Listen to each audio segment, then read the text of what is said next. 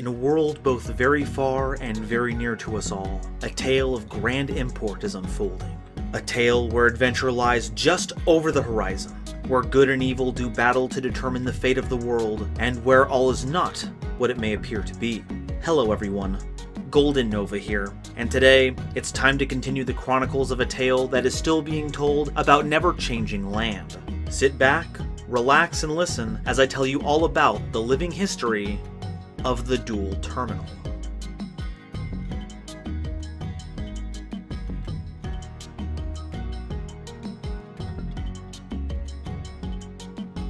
Part 3. A Decisive Blow. Many stories have been told of angelic beings who forsake the duties of their station and are cast down as punishment. Sometimes, the rebels are justified in their actions, thrashing against the restraints of an oppressive system before being punished for their disobedience. But other times, these dissidents are just that, selfish souls looking to profit from their position.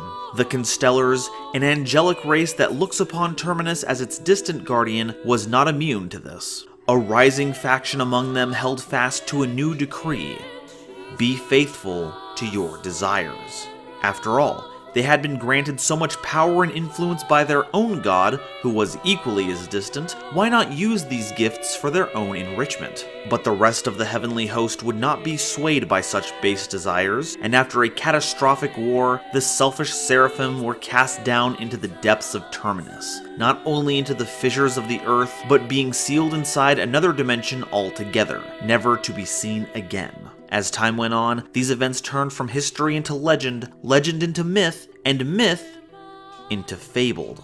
From within their imprisoning pit, these fallen angels festered, having nothing to bend to their will save for each other. And over the eons, they developed and honed their skills as master manipulators. Not only were they gifted with silver tongues, they still maintained their divine power. While they lacked the power to create thoughts from nowhere or dominate the will of another, they had a knack for sniffing out negative, shameful thoughts that are kept hidden and expanding them. Minor annoyances became blistering screeds of anger, unease became rampant paranoia, and the occasional bout of low self-esteem spiraled into destructive self-sabotage. If left to their own devices, the fabled may have burned themselves out with their backstabbing and infighting, but eventually, a hierarchy emerged. The fabled most skilled at machinations, combined with a healthy dose of the power that could back them up, rose to the top. The creed, be faithful to your desires, had become more flexible in captivity. To get what you wanted, sometimes you had to show fealty, and the desire on many fableds' mind was to not get slaughtered by their superiors, so servitude was, though begrudgingly, a fair price to pay. But Terminus is a world ruled by cycles. Order begets chaos, and chaos begets order. And so, the hierarchy that had been established, despite the Fabled's drive for self-satisfaction, threatened to sink back into the depths of disorder. For some time, the leader of all the Fabled, Leviathan, had gained the power to open the cage that imprisoned all of them, but saw no point in opening it themselves. After all, they had an entire world at their beck and call. Swinging the doors wide open would give their underlings a chance to escape, maybe even find their own lands to rule, and that wouldn't do it all. But that exact desire for conquest had gripped Leviathan's direct underlings. If Leviathan was a god among the Fableds, then Valkyrus and Ragen were the kings, insurmountably powerful compared to the rest of the Fabled, but still nothing compared to their divine benefactor. The two kings spent what time they could plotting and scheming on how best to overthrow Leviathan. But as fate would have it, as Ragen was outlining a particularly gruesome plan of execution, that Valkyrus felt something. A presence hurtling through space. He detected no malice, no bloodlust, nor thirst for conquest. Only a single, overriding thought. This intrigued Valkyrus. Normal, animal instincts were of no concern. To desire one's own survival was trite, there was nothing special about it. But this was thousands, no, millions of minds working in tandem, yearning for a single thing. And then, a revelation. Was instinct not the purest, most distilled form of desire? A drive uninhibited by conscious thought, free of any justifications or meddlings of the waking mind? Were these strange, alien creatures not the pinnacle of their own creed? Be faithful to your desires? But this presence was so far away, not just in the depths of space, but in another dimension entirely. But the kings of the Fabled had not achieved their position without cause, political machination notwithstanding. So, with a bit of convincing from Valkyris, the two outstretched their presence, using their magic to pierce the veil that separated them, a barrier both of empty space and of a separate reality altogether. And with all their might, they sent a single, solitary message. Food. And while they could not see, they could hear, and with a few adjustments, the alien entity changed course, careening through the planet's atmosphere, and finally, crash landing on Terminus. Valkyris and Ragen were exhausted from the endeavor, and having not reaped any immediate benefit, both agreed to rest and return to their plots when the time was right. Several months passed, and the kings had hardly given their brush with other life forms a second thought when more direct contact was made. A flash of light enveloped Valkyris, Ragen, and Leviathan, and the world they saw was much different than what they had expected. Machinery and gadgets, scientists working on new technology, vastly different than the tribes they remembered dawdling around the surface. Using their magic, they peered into the minds of those who appeared to have the most authority, and drank deep of their knowledge. The W Nebula meteorite that Valkyris and Ragen had called to the planet exploded into a fully fledged invasion force, causing the tribes to unite, increasing the level of their technology, which rose again once they had incorporated the secrets of worm biology. But despite the victories they all shared, the Fabled could see all too clearly the prejudice and fear that lie just below the surface of this alliance. Years of conflict, memories of loved ones slain by other members of this justice had to be suppressed to make it work, and all that darkness bubbling just beneath the surface was ambrosia to the Fabled. Valkyris made a single request, to unseal the gates that bound them to their realm so that they may begin to conquer these new lands, and Leviathan, surprisingly, gave their blessing. After all, despite their secrecy, the god could see that the kings were planning a coup, there was no doubt, and this new land full of sin and death would be enough of a prize to motivate the kings to expedite their plan. Better to let Valkyris and Ragen indulge their desires and spearhead the invasion. And when it was all over, well, a god is due all the spoils that their subjects reap. The kings will do the dangerous work, and Leviathan shall ultimately reign supreme over the new world they had taken. What better way could there be to spit in the Constellars' faces?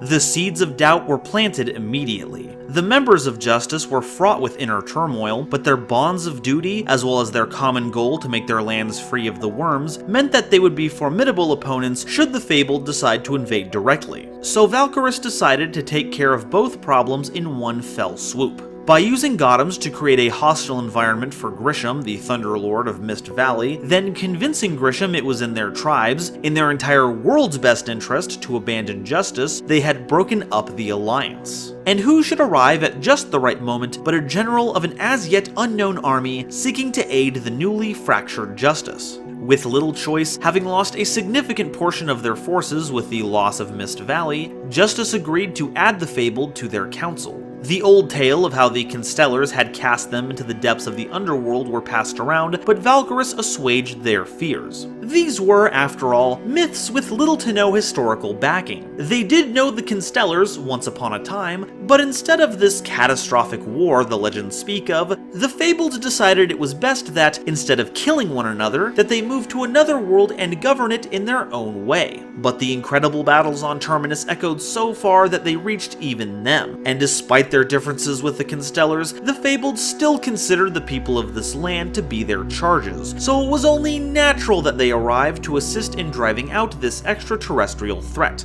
In fact, they would defend the place that was the most difficult for many of the tribes to protect, the Jurak Badlands. Their magic and natural fortitude made them perfect candidates for the job, and there was little argument. Urukwazas and the Flamvel were the only other tribe that could manage it, but with the Fabled supplementing their forces, the surplus resources could be spent on reconstructing the computer core that Grisham had destroyed. While rebuilding Catastor would be next to impossible, parts of it were still salvageable, and were incorporated into the new supercomputer, and since it was built from many of Catastor's parts, it was dubbed the Ally Mind. Not only would it store all the information that Justice had, it could also function as a long-range commander for the Ally of Justice forces out in the field. Gothams, for their part, felt an overwhelming amount of shame for their actions, but they had a whole tribe to look after and could not succumb to such misery, at least in public. Looking to redouble their commitment to justice, as well as enhancing the power of their weapons, Gothams formed a new legion of knights, the double x-sabers, outfitting them with armor developed for the Ally of Justice machines, as well as upgrading their weapons with the same technology. It was Gotham's great hope that not only would the improved arms and armor protect his knights, but also strengthen their bond with justice, wearing the fruits of their collaboration into battle. Grunard had their hands full as well. Though he had hoped the news of an emergent faction coming to aid would quell the church's demands, all it did was inflame them. Once it was mentioned that they would be fighting alongside the Fabled, the church whipped people into a frenzy. The generals had sided with the demons, they said. Their very souls were being sold in exchange for victory, a price none of the citizens of Paylocty had agreed to. If they were to be saved by something, let it be the ice dragons that had sworn to protect them since time immemorial. Brionac had, up until this point, been perfectly calm when subjected to the Ice Mirror's power, so any fear the generals had instilled in them about the dragons freezing over the entire world were nothing but a ploy to keep the people in line. The generals scrambled for anything they could use to sway public opinion, but nothing they said took hold, and it wasn't long before the second dragon of the ice barrier was released, Gungnir. And while Brionac stayed behind to defend the city against surprise attacks from the worms, the newly unsealed dragon ventured forth, seeking out the worms wherever they lay and dousing them in the unforgiving cold of Paylocty. While they had momentum, the clergy moved to complete the ritual and unseal the final dragon, but the generals drew their weapons in retaliation, committing to stopping the ritual, whatever the cost. And for now, the clergy relented, for they knew a time would come shortly that even the generals could not deny the necessity of the three dragons of ice. However, it was probably Urukwazos that was saddled with the most tasks. In the wake of Catastor's destruction, the Allies of Justice needed a new flagship creation that they could rally behind, and in time, Ally of Justice Field Marshal was created. It lacked Catastor's wide-angle beam weapons, the energy being provided by Mist Valley magic, but made up for it in size and physical might. It was even able to detect hidden worms, using an advanced sensor array that checked for slight but consistent gaps in the worm's camouflage. The only issue remaining was installing a system that could operate the gigantic Field Marshal, but with some long-range assistance from the Ally Mind, a spare Gen X controller was plugged in to handle it. Hopes were high, but its initial foray into battle ended poorly. It was decided that Field Marshal would be perfect to counter the Worm Queen, should they try to use camouflage to gain the upper hand. But this limited understanding of what the Queen was capable of led to its demise. Field Marshal was built to deliver powerful blows, but they were slow and methodical, so the Queen sent in a number of higher order worms, knowing they would have little chance of survival against their new enemy. But they did accomplish their goal of drawing Field Marshal's attention, long enough for a huge swarm of lesser order worms to overtake the Ally of Justice's new flagship machine, and in a matter of minutes, was torn to shreds.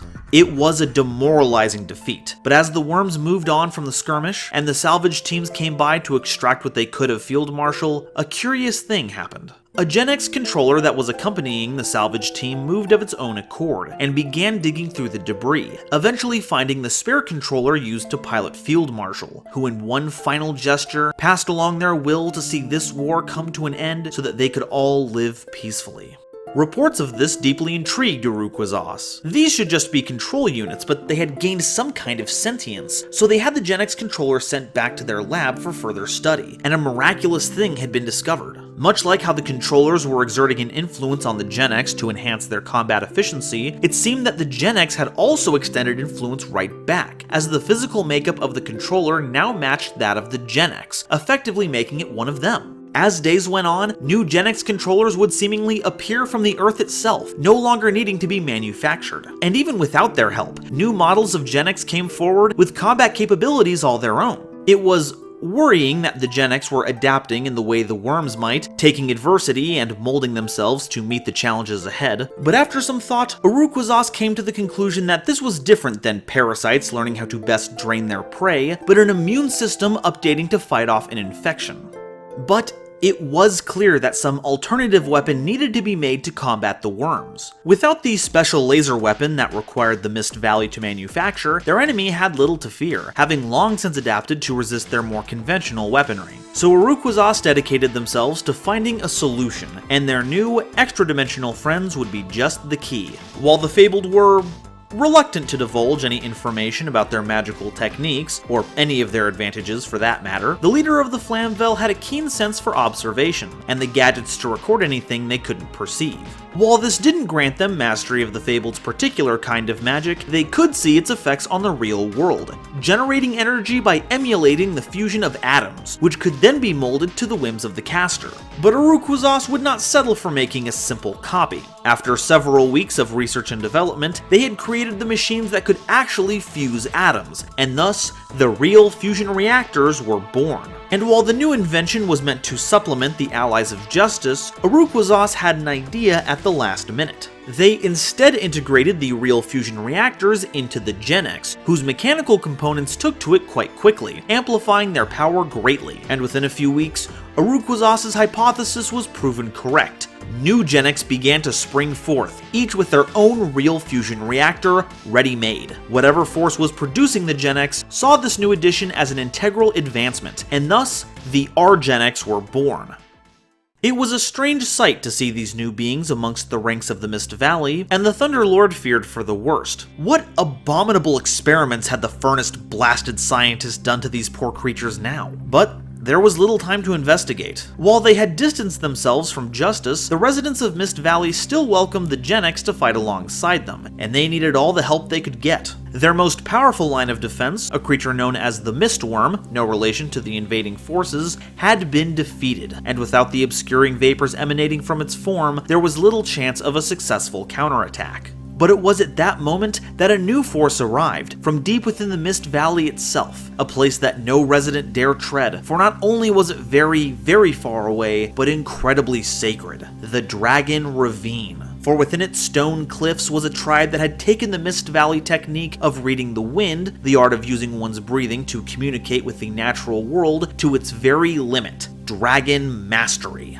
In fact, the Dragon Ravine had been avoided for so long, it was thought that its supposed inhabitants, the Dragunity, were but a myth. Some of these tales even claim that the oldest and strongest of the Dragunity fought against the great ice dragon Trishula itself, resisting the world-ending cold it wielded until its icy prison could be constructed. But the reason they faded into legend was that they had little stake in the wars that raged around them. To both keep their technique secret and to hone it, they sequestered themselves deep inside Mist Valley, but the plight of the world carried easily upon the wind, and once it reached the Dragon Ravine, the Knights of Dragons knew it was their duty to intervene. By harmonizing their hearts with their dragon companions, they grew substantially in both size and power, and with it, the invading worms stood little chance. It was a rout, and for the first time in a long time, the Mist Valley was finally free of the worms. And this was not the only place to see such success. Despite the loss of Field Marshal, it was one step back among a sea of triumphs. The Fabled dispatched the worms with glee and ferocity, the invaders unable to properly adapt to their magic, and what was even worse for them, while their mind magic wasn't quite as effective against individual worms, it was incredibly effective at disrupting their mental link with the Worm King's hive mind control, disorienting armies that would have otherwise been formidable threats. The new armor of the double x-sabers proved to be just the jumpstart they needed, cleaving through Wormhide with weapons still faintly enchanted with Mist Valley lightning magic. Gungnir was a force to be reckoned with by both sides. The GenX had become stronger than they'd ever been, the Dragunity's draconic tactics and weapons were beyond comprehension, and even the Ally of Justice machines had some new, powerful additions to fight back against their invaders, which would soon be topped off by the crown jewel of Urukwazaas' creations. Every day, the worms were pushed back over and over again, and a stunning realization had occurred. The worms had reached their limit. Their ability to evolve and adapt had simply stopped. Either the functions they used to complete such a task were no longer working, or they simply didn't have the capability to adapt to all this anymore. But whatever the truth may be, the invaders were failing, a fact that was violently punctuated by the destruction of the Worm Queen, their forces having finally been surrounded by the great defenders of the Naturia Forest and the forces of justice. It was cause for celebration, as half the worm army simply ceased to exist, no longer having a controlling influence to keep them stable. But for all the bliss and joviality of victory, the bitter taste of defeat was inescapable for another.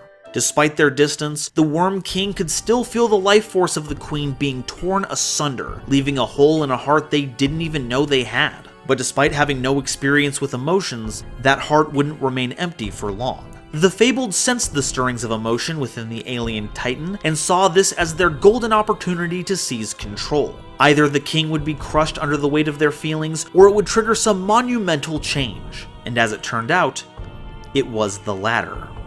Grief, loneliness, rage, guilt, a maelstrom of negative emotions swirled inside, and in the depths of their regret, the Worm King tapped into something deep within their genetic code, a power that was only meant to be used when it was time to move on to another planet, to cap off the invasion of one world and start the infestation of the next, the power to warp space, the Zero Gene.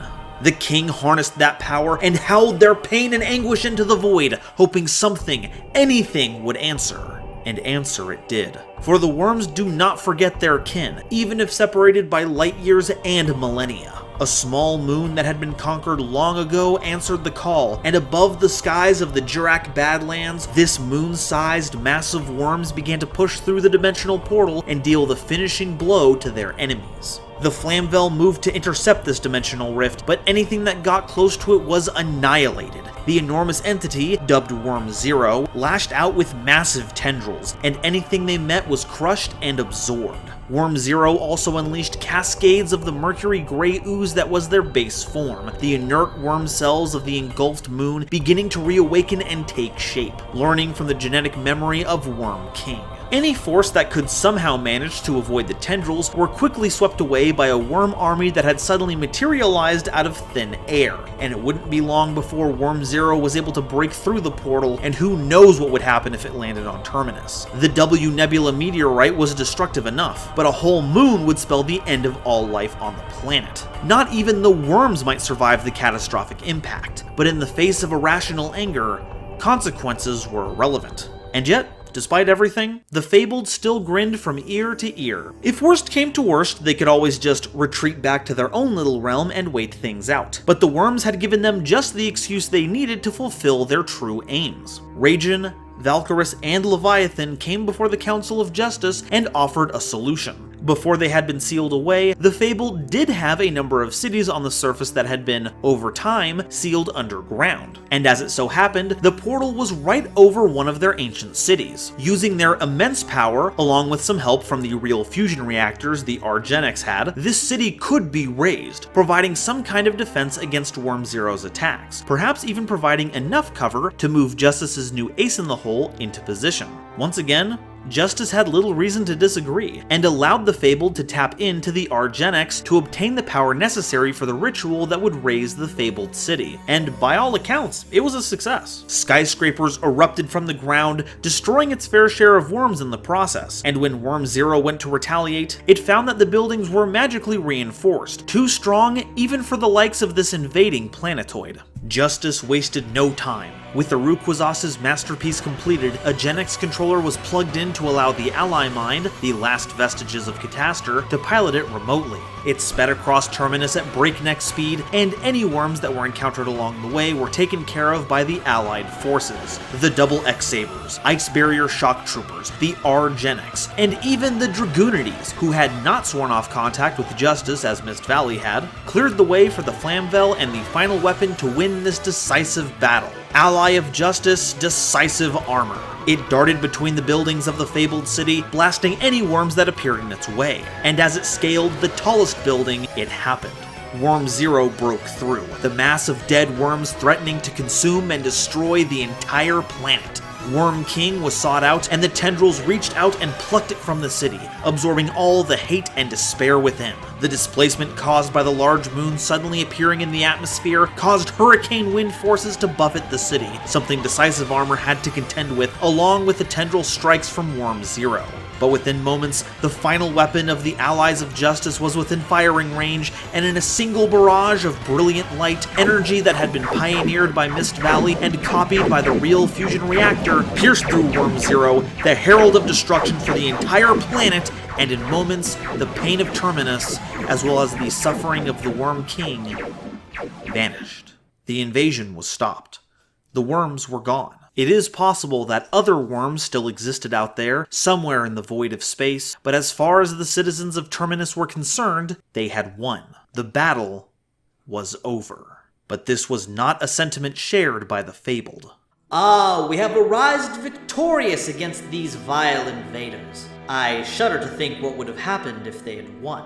But we have no need to worry about that any longer. For now that that trifling matter has concluded, you can now all bow to your new ruler.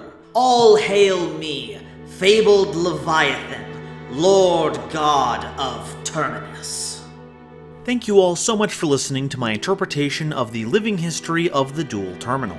Please make sure to share this video with anyone else you know who loves Yu-Gi-Oh!, especially Yu-Gi-Oh! Lore, and let me know what you thought in the comments below. I'd also like to take this time to thank my lovely patrons, including this month's illustrious Quasar Commander, CozyBoat275, Nebula Navigators, Billy Spence, Genesis Yu-Gi-Oh!, Gloomba331, Panther J, Shep Shao Shep, The Wizard Moose and the Fresh Prince of Conair, Cosmic Crusaders, Chaz Ghost, Colin Todd, Panda PLS and the Legendary Raven, as well as the lovely Starlight Explorers you see on screen now. You can find my Patreon and YouTube membership links in the description, which will help me make more videos like this more often. Thank you all so much for watching, and I'll see you next time.